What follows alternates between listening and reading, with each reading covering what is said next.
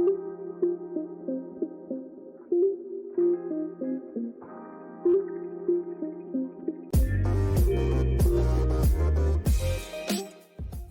and welcome to another episode of the 6 to Go podcast. My name is Tom Campbell and it's great to have your company.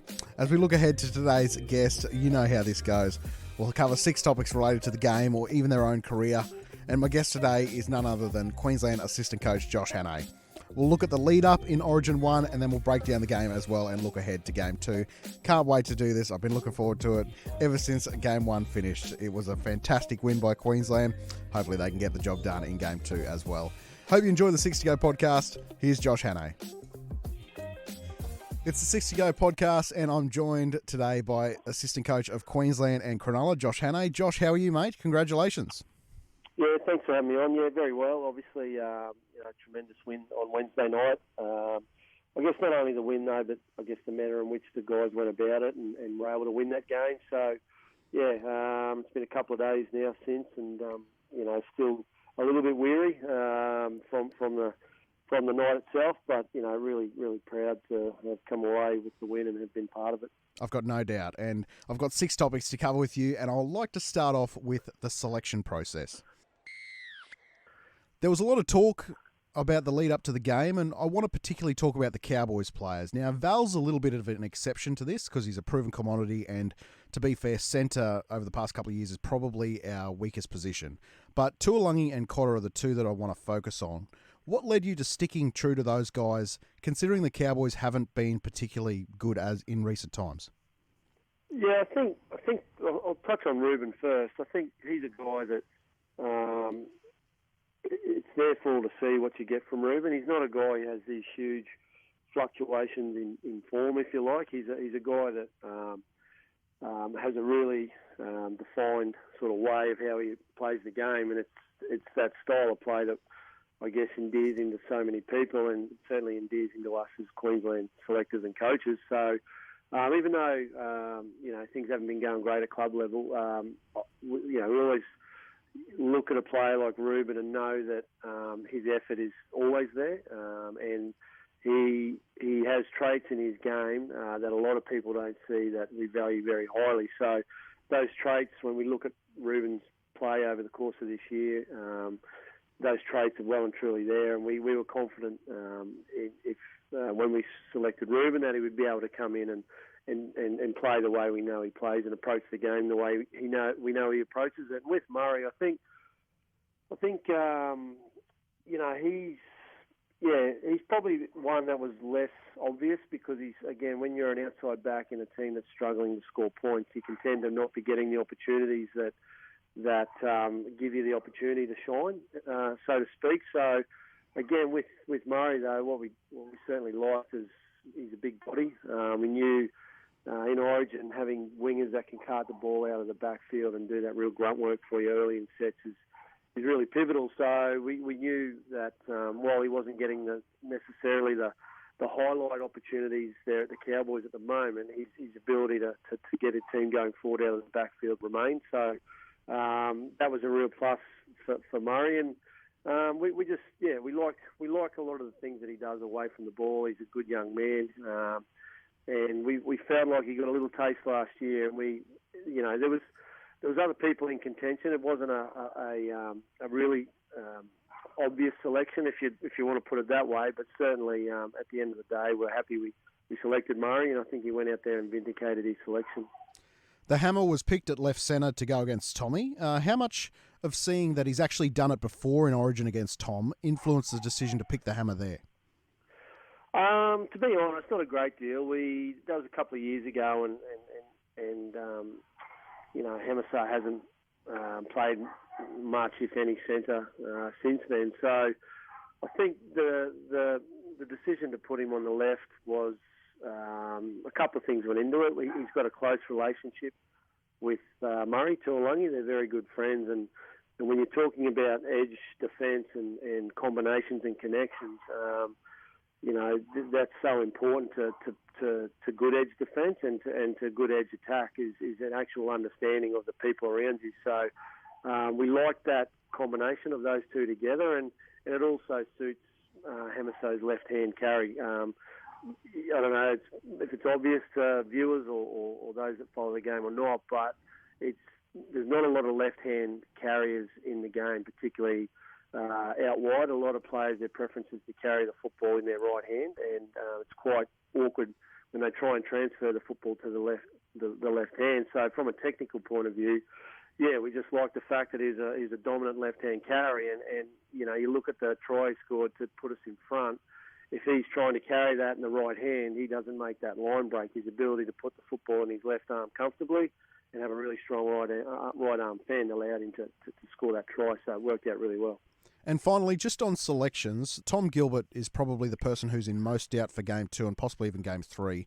But you can just tell, can't you, that even if he's out for this series, he's going to be a big part of Queensland going forward.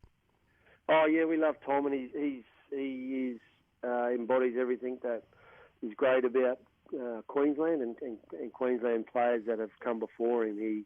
He wears his heart on his sleeve. He's passionate. He works extremely hard. He's aggressive. He's passionate. He does a lot of things that, as I say, go unknown. His work off the football is off the charts good, and he's a tough bugger, So there's so many qualities and layers to Tommy Gilbert that make him an Origin player. And yeah, you're spot on.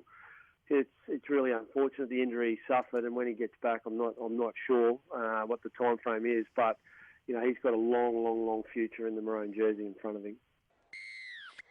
Josh, in the lead up to the game, you guys swapped your forward rotation, Flegler and Collins to the bench, and started Tino and Cotter. Why did you guys do that, and when did you know you were going to do it?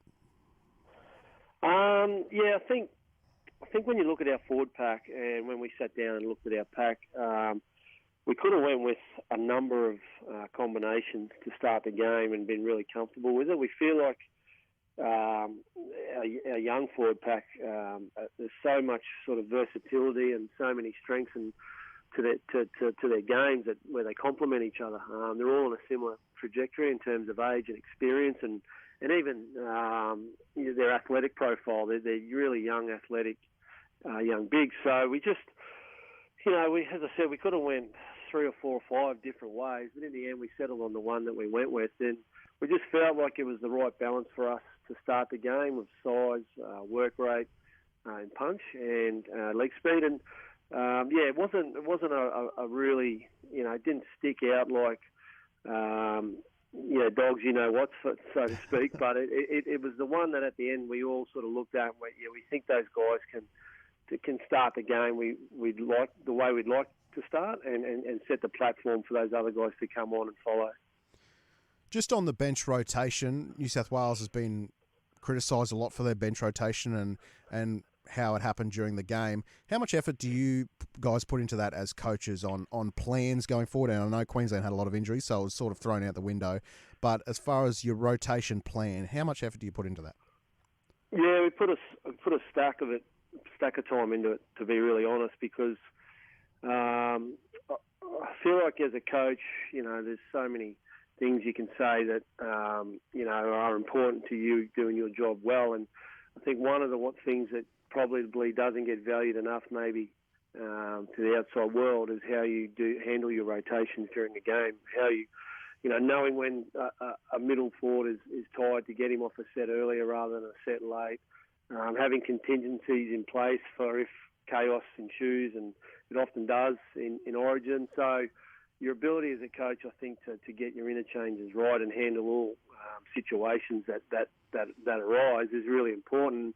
And yeah, as you say, we had a really clear plan, but as was the case in Game 3 last year, it sort of went out the window pretty quickly. But one of the things I think that makes our job easier is we've got a really agile, versatile footy team. We've got a number of players that can fill in a number of different positions, and it was really evident the other night, and it was really necessary for us the other night to have a group of players that could quickly fill in at another position and do a job for us. So that's one of our strengths. It's probably one of the things that goes unnoticed with the quality of our team is its versatility and our ability to cover a number of positions, because in this day and age, with people getting put in the bin so regularly, the HIA rule, all these things that are there these days to disrupt, I guess, your team. It's important that you can have people that play a number of positions, and we certainly benefited from that the other night. Just something else on the lead up. It was revealed that on the inside of the jerseys, it was sewn on the words of Dick Tossaturno. It was Queensland expects you to do your duty. I just can't imagine anyone who was gearing up for Queensland that night would not be getting goosebumps at the thought of putting on that jersey when they were reading that. I thought it was a beautiful touch. Can you talk me through the mood of the group that 10, 15 minutes before the game starts? Yeah, it's a special place to be, a State of Origin dressing shed, both before and after, particularly if you've had a win. There's a quiet intensity, I would say, if I could describe it that way, about a State of Origin dressing shed. The focus is palpable. Like it's another level. It's multiple levels compared to Clubland. The players, when you're talking about 10 to 15 minutes before kickoff, the focus is through the roof. I guess the intensity is at a point where they're ready to go out there and give their best for their state. And the build-up is such, right, that there's so much build-up, and it's this slow process. It's this really slow burn, and all of a sudden, you're sort of standing there, and it feels like the game's never going to come around, and then all of a sudden you're standing there 10 minutes before kickoff, and you have knots in your stomach. You're about to run out into the most hostile environment that's imaginable in a rugby league player's life. So certainly, it's a really focused, intense, energized environment at that point. And I think one of the things we did really well, and I think we've done really well since we've been involved with the camp, is ensuring that the intensity is leveled out with focus. I think it's really important that you have both those things before you go out into battle. But if you've got too much of one and not enough of the other, you can get it wrong. And I think we do a pretty good job of making sure the players' intensity is there, but equally there's a real focus and understanding of what they're about to go out and be part of, and the job they need to do. So, yeah, it's a special place to be, mate. To be really honest, and it's pretty intense, focused environment. Let's get into the game itself, Josh. I suppose the theme in the first half was when we got a chance, we cashed in, and the rest of the half, Queensland was scrambling at an elite level in defence. What did you see? Yeah, I thought obviously our start of game was enormous. I thought we started fast. I thought when we got our opportunities to play, we played. By that I mean we moved the football. We made them make some decisions in defence. We made it difficult for them, and we. When you get to that level, both teams, so many good players out on the field, you're just trying to create a half opportunity or just give a guy a little bit of space on the outside of his man, or just give a guy a little bit of time to do his thing. You're not looking for, these huge, big spaces to run into. You're just looking to create all these little half chances, because if you create enough of them, the players are good enough to turn a half chance into a full chance. So I thought early doors we were doing a good job of that. And then, just a couple of little turning points. Obviously the 14th man on the field for us was a breakdown in sort of communication from the box to the sideline. So, we need to own that. We got that wrong, but that was a real turning point. We were well and truly on top. And then from the moment that penalty was given, I feel like we didn't really see their half of the field for the remainder of the half. They did a good job, New South Wales, of making the most of that field position. While they weren't necessarily putting points on the board, they were certainly keeping us under pressure and taking a lot of gas out of us. And I thought we did an outstanding job to only give up that one try in that period, because we're under enormous pressure. But it just goes to show you how delicate it is, a game of footy, and particularly State of Origin. It can only take one moment, one seemingly innocuous moment, to sort of turn the whole tide of momentum, and that's certainly what happened in that first half. It seemed like the entire game was played in Queensland territory. Is that purely just because Nathan Cleary has the best kicking game we've seen in a long time? Because every one of his kicks, we were catching it inside the 10.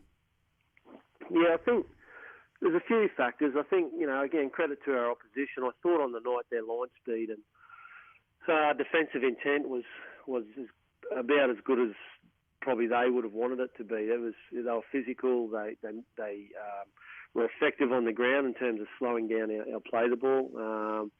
They did a really good job of not allowing us to get out of our end. And I spoke about, just before about our enterprise to start the game and how we moved the football. And I thought, that really troubled New South Wales. I thought when they turned up the heat on us defensively, I thought we didn't necessarily respond the way we'd like to, and I thought we went into our shell and went a bit negative with our football, and we just got into a bit of a bash and barge sort of mindset, and I thought that played into New South Wales' hands. And then with that field position, as you say, Nathan Cleary, one of the best general play kickers in the game, he was just able to continually put the right kick in the right spot and put us into places where we didn't necessarily want to be, and where it made it really easy for the Blues to get nice and tight and be quite physical. So, yeah, I thought from a strategic point of view, they played a good first half, New South Wales, and made life really difficult for us.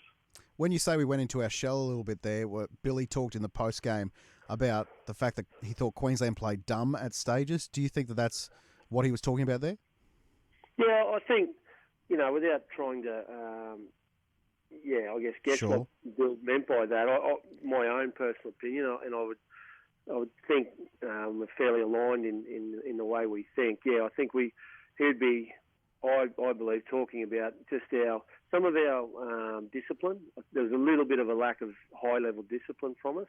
But, yeah, also just that, we just lacked some enterprise when the heat came. We lacked a little bit of enterprise, a little bit of shape, just to move the New South Wales line and get them off our back a little bit.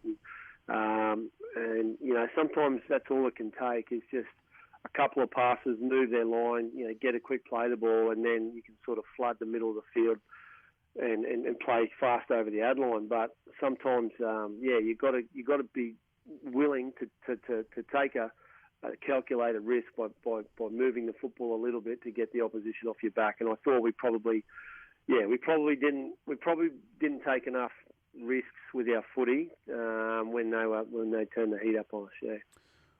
One of the ways you guys tried to change momentum, and for the moment it worked anyway, was the Daly Cherry Evans 40-20.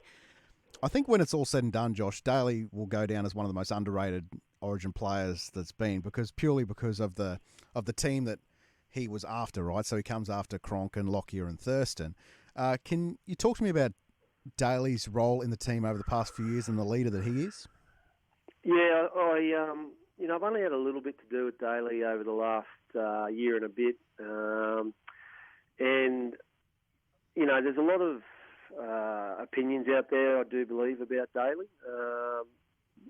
Many of those opinions come from people who've never even met Daly, which is, I guess, the world we live in. But without knowing the guy, I didn't know what to expect when I met Daly. So what I'll say is over the last year and a half or however long I've worked with him, there's not many more impressive guys I've ever met in the game and more genuine people. So I guess when you start to spend quality time with people, you become, particularly as a coach, in the coach-player relationship, you get a little bit protective, and it kind of knowing Daly now, knowing the Daly Cherry Evans that I've gotten to know, it actually irks me, some of the external, I guess, opinions that are out there of him. He's always, as you said, I think following on from some of the champions to have ever worn the maroon jersey, the likes of Thurston, Lockyer, Cronk, enormous shoes to fill, and I can't speak highly enough of just the way that he's gotten on with doing that, and he's not trying to be those guys. I think one of his strengths is he's got a real comfort level of who he is, what his game is, and I think as he's getting older, he's got more and more comfortable in his own skin and about his own game, and not trying to live up necessarily to the expectations or to the legacy that those guys created. I think he's really comfortable now that who he is, what his game is, and delivering that game for Queensland every time he takes the field. And I thought he was one of the unsung heroes for us there last year in winning that series. And then I thought he was another unsung hero for us on Wednesday night. His leadership doesn't get enough the credit that it deserves. I know the players look up to him immensely, and they really do. I think he's one of the more impressive leaders I've ever worked with.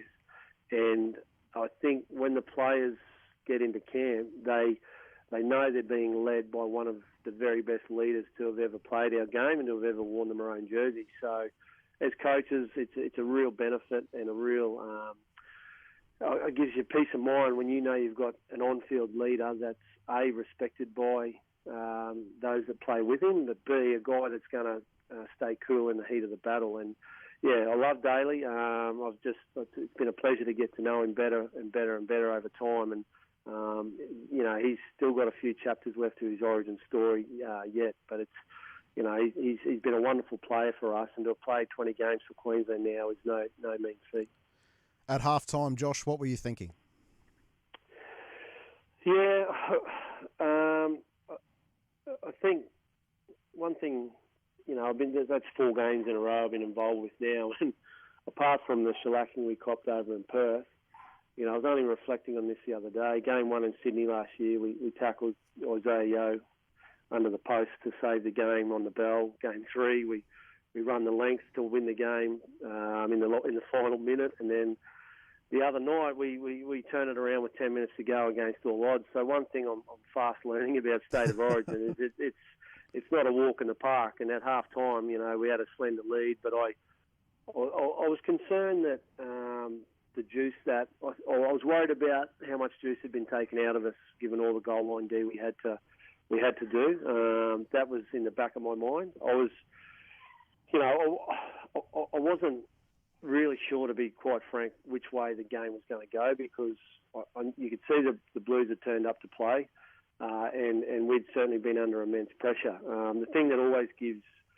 me and us coaches, I think, great belief under any circumstances, and we saw it again the other night, is our guys just have a never say die attitude. So you always feel comfort in that knowledge that whatever might be thrown at us, and I sort of stood there at half time and thought, well, I don't know what's going to come this second half, but I know whatever's thrown at us, these guys will never say die. And I didn't envisage what unfolded, to be really honest. The adversity we had to deal with, and obviously the qualities we showed in that final 10 minutes to overcome those adversities. I didn't see that coming, but I think probably deep down I always had a sense that the game was going to go down to the wire. Queensland lose the lead not long after half-time. Then Selwyn Cobbo regains it for them, and Stephen Crichton scores. That would eventually be the final try for New South Wales to make the game 18-16, which takes us to the last 10 minutes. And we could do a whole podcast on just this last 10 minutes alone. What was the message when Flegler got put in the bin? Yeah, it's really clear in my mind. So they just score, right, and we... so it's a bit of a gut punch late in the game. So when we give that penalty away, and that itself was just so not what we needed at that time. So we're feeling for ourselves, and we're like, righto. And we kind of took our eye off the game for a minute, and then all of a sudden someone said, Flegler's been put in the bin, and we were like, what? So then it's like, wow, okay, so now we've got to make sure that we're really clear up there with our messaging. And I turned to Bill and 2 things I said. I said, this next set is the most important of the game. If we can defend this, we've got another try in us, because what I knew about, spoke about, I thought we played a little bit safe and a little bit, probably didn't play enough footy through the middle period of the game. One thing I knew is if we could hold the Blues, the fact we were down to 12, we're now down by 2, and we were very time poor with not much time left on the clock. I thought that actually might jolt us into, taking some risks and taking some chances and playing a little bit more footy. So, but that very next set for me was critical, that we held strong and that we didn't allow New South Wales to go back to back in terms of scoring points. So, that was the message. And the other thing that was sort of going on in the background there was Murray Tuolungi having to leave the field. We had a big reshuffle to our left edge. So the other key message was just about our left edge being really clear of their objectives. Jai Arrow had to plug in at left back rower, Dave Fafita left centre, and obviously Hemiso out to the left wing. needed to make sure we're getting a message out there to those guys about just some key principles, I guess, that we abide by with our edge defence, and I guess just give them a quick understanding of how we wanted them to move and what to expect from the Blues right edge. So it sounds like a lot, but basically there was only a couple of really key messages that were sent out, and as it panned out, we defended that set. We got the ball back, and then as I hoped and imagined, the guys threw caution to the wind and started playing a bit of footy. I thought Munster owned the last 10 minutes of the game, and he's rising so quickly in the status of Origin greats, it's not even funny. What is it about him that when it's a massive game to be won and all the chips are in, you want to be backing him? Yeah, I think probably the one key trait is fearlessness. I think he's a guy that, even some of the very best players in our game, I think are burdened by even a little bit of self-doubt and a little bit of, if I don't do this, if this doesn't come off, what's the reaction going to be? I don't think Cameron has any of those doubts. I don't think he doubts his ability for one moment, and I don't think he cares if it doesn't come off. I think that's a real strength of character of Cameron's, is that, he knows he's only human, and the best who have ever played our game make mistakes. It's just the reality, and I think he thrives in that I guess ability where others are second guessing themselves even slightly. He's full throttle and he wants the ball, and because he knows what he's capable of, but he also understands that if it doesn't pan out, well, that's just life, and it won't affect how he turns up to the game next week. He'll move on really quickly, and he'll always back his ability. So that fearlessness and that complete lack of any self-doubt, I think, are key traits for Cameron when it comes to owning those moments when the pressure's at its greatest, yeah. Josh, Queensland really had no right to win that game. And if it's a club game, you look at the end score and you're probably thinking the end score with 10 minutes to go balloons out to something like 30-16 to New South Wales. If it was a club game, in those circumstances, do you just pinch yourself after a game like that? Yeah, you do. I think, as I said just before, the 3 games we've won out of the past 4, each game has gone down literally to the wire, and a big moment has won the game for us. It's incredible. It's incredible how that continues to happen. So I just,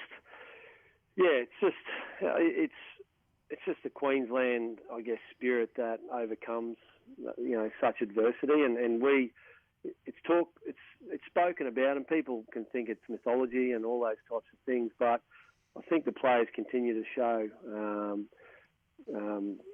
every time they take the field that it's very real, and that there's a strong belief that under any circumstances that they can get the job done, and again they have that never say die attitude. So it's we're going to need it for the next 2 games because New South Wales are going to come back even stronger. But one thing I do know as well is we're going to need to be a lot better with our football.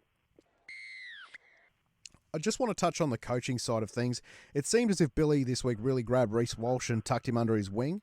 Was there a player who you worked with this week who stood out for you and it gave you a real sense of pride to see him do well? I think I specifically put a lot of time into our edges. I just thought, I looked at the New South Wales side and I saw a lot of threats in their football on the left and right side of the field, and I felt like we needed to be really, really strong and really, really connected on both sides of the field to handle those threats. So I thought with that, I guess you look at the inexperience of Hamaso, not only as an Origin centre, but playing the position at all. He's not played a lot of centre in his time, and young Murray Tuolungi, I think playing his second game of Origin. So I thought. And I felt, I guess, a responsibility to make sure those guys were really comfortable, confident, and in understanding of what was coming their way, and I guess give them some cues and some details around how to nullify those threats. And it was really, I was really proud of those guys, the way they went. Hamaso will be remembered for the the tries, and understandably so. And Murray Tuolangi will be remembered for a couple of try-saving efforts. But I thought for the 80 minutes, those guys were enormous and outshined their counterparts. And for two young guys to do that, I thought was just tremendous. So, it was I've got to say I took a great sense of pride having worked closely with those guys throughout the week, the way they went out and performed. Josh, what is it about Billy? He's won 3 out of 4 games now, and you can just tell that he commands absolute respect from every single person involved in the Queensland squad. And on top of all of that, he's proven to be an absolute genius with nearly every decision he's made. Yeah, listen, I think there's a lot that he does well, and I think for me, first and foremost, when the players look at Billy, they see a guy that's genuine, that's authentic, a guy that cares. And I think when players sense those qualities in a coach, players will go to great lengths for you.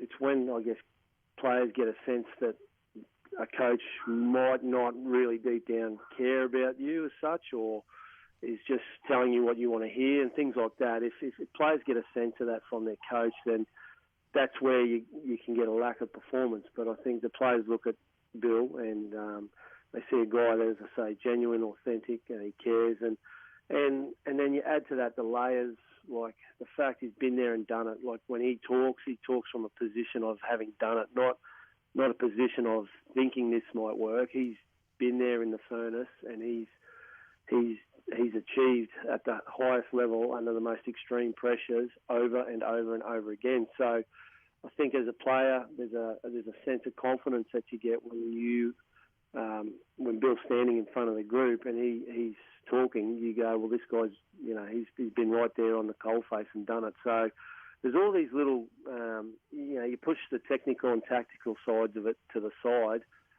It's those intangible sort of traits, if you like, that he brings to the table that I think allow the players and get the players to go to that next level. Their attitude is such because Bill fills them with this belief and this confidence, and they know that he cares, and they know that he's real, and they know what he says is coming from the right place. So I think that they're really powerful for a coach to have those traits, and in terms of getting the players to go out and perform at the highest level and perform the way they do and the way they have for him in his first 4 games in charge. Finally, Josh, let's look forward to Game 2. New South Wales will be better. Latrell comes back. That's obviously a big in. Do you see a lot of improvement in our team? Yeah, I think that's the beauty of the result, if you like, is we probably, I'll just talk purely from a football standpoint here because, the spirit and the effort was there for all to see, and we'll need that again, and we're confident that'll always be there. But the footy is the area where we've got so much improvement in us. We were a little bit, to be honest, after the game, myself and Bill, a little bit flat about our footy. We didn't necessarily go out and play the way we envisaged. And, you look at the scoreline, 20 of our points came in the first 10 minutes of the game and the last 10 minutes of the game. There's a big chunk of footy there, the 60 minutes in between, where, we're only able to generate 6 points. And we feel like, credit to New South Wales, partly it was due to the pressure they were putting on us, but we feel like you said the coach mentioned in his press, we played dumb, probably played with a lack of enterprise, and so we feel like there's really a lot of improvement in us. And when we review the game, those will be the points that we will make. Is we'll look at our game really closely and look at the areas, because there will be many where we can be a lot better. So the fact we won and we feel like our football wasn't quite there, that's exciting. But that's up to us as coaches to be able to generate that over the next camp when we get them back into camp, is to be able to iron out those kinks and smooth everything out and make sure when we play Game 2 that, we're playing the style of football for the best part of 80 minutes that we know we're capable of. You and I have spoken about this before, about how you juggle both roles as club and state coach, but there must be a sense of when you see Queensland put in an effort like that, it must make it all worth it. Yeah, it does. It does. To be honest, it's the only thing that winning is the only thing that makes it worth it. To be really honest, it's a privilege and an honour to be involved. It's incredibly stressful, incredibly tiring, taxing period. Doing both roles, and as I say, competing hard is great, and playing well is great, but ultimately the only thing that makes it all worthwhile is winning. And I've been really fortunate to have won 3 out of the 4 games I've been involved with now, and have to have won the series last year. So, and I guess with that, for me, it makes you work tirelessly to ensure that when the series is said and done, that you look back and you go, regardless of what the result is, you look back and go, well, I couldn't have put any more of myself into that. I couldn't have given any more of myself to the cause because, I just know how important winning is to, I guess, making the whole sacrifice worthwhile. So, hopefully, mate, we can get the job done over one of the next 2 games, and it's because if you do get that experience, last year's experience of winning that series is the greatest thing I've ever been a part of professionally, and certainly getting a taste of that. You want it again, and it will make it all worthwhile if we can climb that mountain again. Well, Josh, I can't thank you enough for your time. I know you must be very busy. I know you got Cronulla and Broncos this week, so very best of luck for that. And also good luck for Game 2. Can't wait to talk after Game 2. Thanks so much. No, I appreciate your time as always. Thank you, mate. A big thanks to Josh. We'll catch up with him after Game 2, but it's such a pleasure to be able to get that inside access that Josh provides, and he's so great with his time. And hopefully Queensland can get the job done in Game 2. My name's Tom Campbell. It's been great to have your company for the 6 to Go podcast. Don't forget to rate, review, and subscribe, and like us on our Facebook page as well. You can find me on Twitter at @TCampbell if you want to get in touch. But until next time, this